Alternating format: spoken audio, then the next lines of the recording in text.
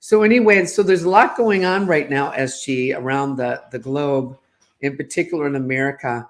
What can you tell the viewers right now that's the most on your heart for what's happening right now?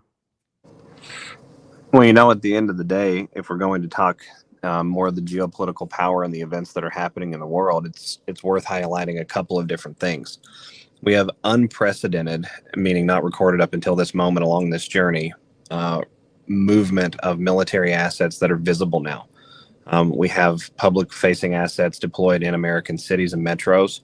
That's not just confined to America, the same is happening to a smaller extent in England and some in Western Europe.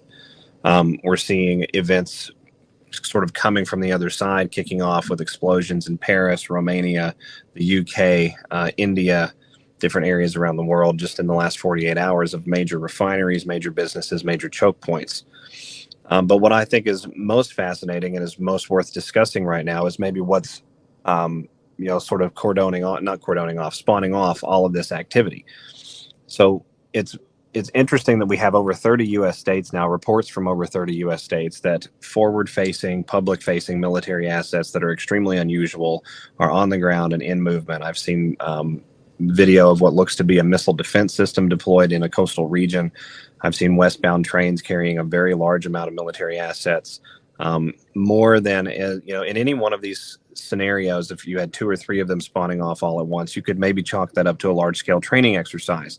To have more than 30 separate states reporting extremely unusual activity, high traffic, V-22 Marine Corps Ospreys descending right over top of Philadelphia in the metro area there. I mean, we're talking about some sort of an active operation for some reason. A missile defense system seems interesting given some of the other events that are at play right now in the world and some of the possibilities. But what I think is really fascinating is that this concept of a cyber attack has not gotten a whole lot of attention, but just recently came to the forefront with some videos discussing on Twitter about different city metro areas all around the world that have been under cyber attack for a while now, including government agencies, local community municipalities, power providers, water service providers, telecom companies, things of this nature, critical infrastructure. And so these reports, you can actually, believe it or not, you could find it even on Google. I used a number of different search engines and was able to find more than 40 instances just in the last 3 weeks alone of critical infrastructure facilities or digital choke points, meaning areas of high traffic or high influence across the grid or across the control complex that have been targeted by cyber attacks. And there are reports outside of some of the videos that have now gone viral on Twitter that are discussing this concept of ransomware and how ransomware is being used to extort really bureaucracy and government agencies at the county, state, local, and federal level, really over the last 3+ weeks to 3 to 4 weeks at this point, and it's only getting worse. So the WEF told us in January that the cyber pandemic was going to be the next major marker for mankind. It seems to be happening very quickly, right? So they're either extremely good with their intelligence or they're no more than they would like to say. Just in the last few days, a BlackRock executive came right out and said that, engineering social activity and social crises often allows for control mechanisms and manipulation of the direction of society, was caught by, I believe it was the O'Keefe Media Group. So James O'Keefe, formerly of Project Veritas, doing that, that expose. So at the end of the day, I think that we're really witnessing a possibility that series of scary events that we've talked about at different points along the way, that are really going to be the things to shock mankind awake more than anything else, and get those of us out there who we love so much, but that we really wish had better colored glasses, really help them come across the finish line, right? I think it's very possible that we see critical power and water, things like that, affected. I've been saying on the last couple of files now, I just put out 54 today, that it would be prudent if the resources available to you to have some extra things on hand, a little bit of canned food, a couple of cases of water, or maybe a few gallons, things like that. And, just enough to sustain you for a couple of weeks until you know what's really going on and what the circumstances that we're dealing with really are. Now, that is to say that this could be, a few days out. It could be multiple weeks out. We have an interesting movie that's dropping on July the 4th, which is going to fundamentally, just like your film, Mary, is going to fundamentally change how consciousness understands this concept of organized sex trafficking at the governmental level.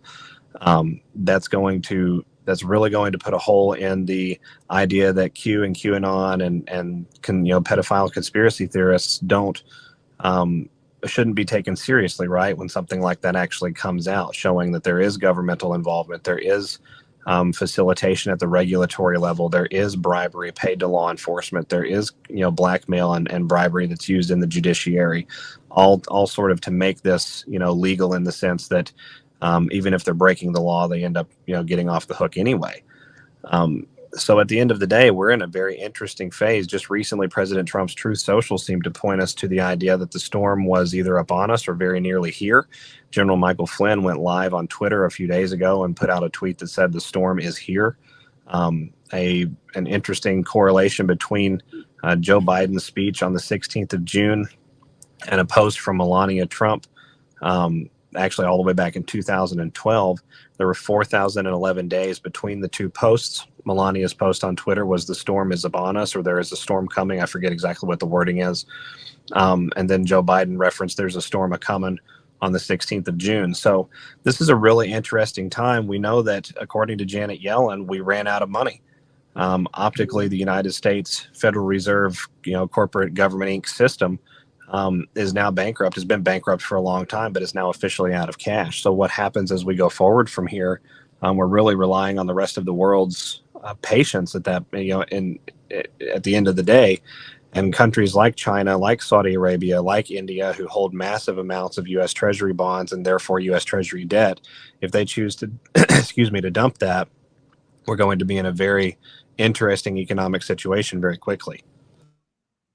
Well, going back to that Sound of Freedom movie, which is coming out July 4th, and I encourage all of you, they are working on it. They have a situation at hand that they want 2 million people to go, because there's over 2 million, children that are sex trafficked around the world. And that movie was finished, I think, 5 years ago or more, but Hollywood kept on, blocking it. Elijah Wood, who played, Frodo in The Lord of the Rings, several years ago, I think in 2017, he came out and said Hollywood is run by pedophiles. And so, as we know, the pedophile network, that, there's some good people in Hollywood. For the most part, though, a lot of people who control Hollywood to date have been involved with this pedophile network. And here I'm down in Florida now, right near the whole Epstein, where this whole Epstein situation happened. And so God is exposing things. And so, right now with the Sound of Freedom, in my movie, Freedom Cry, God is releasing these voices of freedom and truth. Because, when I came back in 2017, SG, I went over to Thailand. And when I came back from that trip, God said to me, I don't want you to do this about Thailand. I want you to do it about America. And when President Trump, his very first executive order was about child sex trafficking in America,